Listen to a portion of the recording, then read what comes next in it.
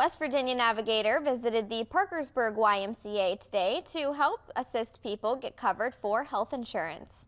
According to Assistant Director Nicole Bailey, West Virginia Navigator can help people sign up for health insurance through the healthcare.gov marketplace. Bailey says that these open enrollment events give people assistance on their options for health insurance. She also adds that enrollment events are important because signing up for health insurance can be a bit confusing.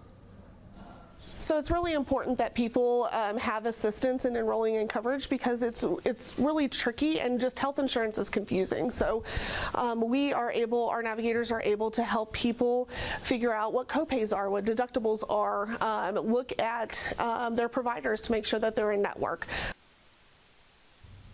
Bailey added that Navigator is here as a resource to help people understand what the benefits and coverages are and helping people walk through the enrollment process.